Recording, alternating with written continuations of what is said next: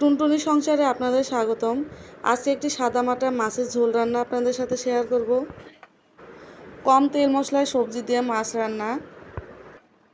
প্রথমে আমি মাছগুলো হলুদ লবণ দিয়ে ভালো করে মেখে নেব।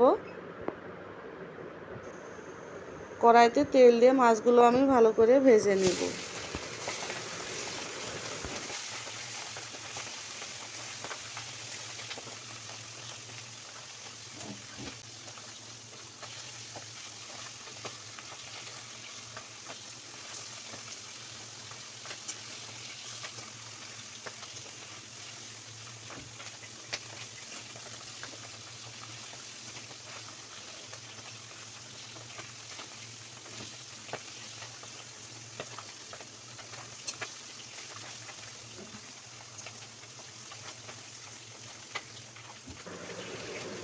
এই তো আমার মাছগুলো ভাজা শেষ। মাছগুলো আমি উঠিয়ে নেব।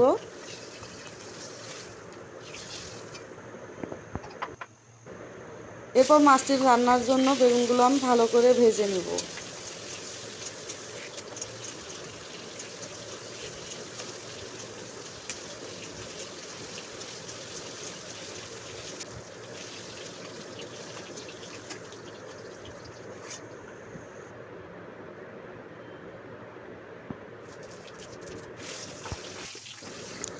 এরপর মাছটি রান্নার জন্য জিরা, কাঁচামরিচ, কেটে রাখা মূলা, আলুগুলো দিয়ে লবণ হলুদ দিয়ে ভালো করে ভেজে নেব।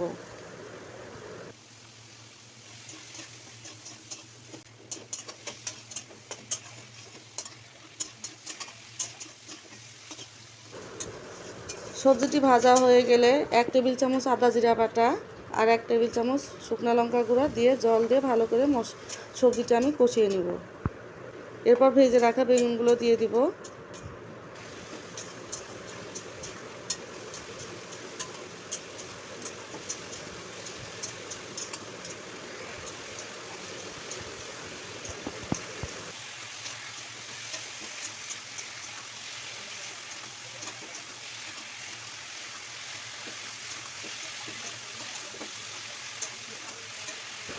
সবজিটি কষানো হয়ে গেলে পরিমাণ মতো জল দিব,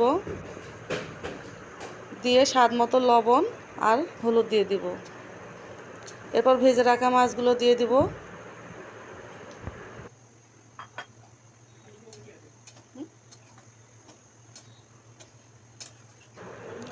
মাছ রান্না শেষের দিকে আমি একটু জিরার গুঁড়া দিয়ে দিব। এই তো আমার সাদামাটা মাছের ঝোল রান্না শেষ। সবাই ভালো থাকবেন।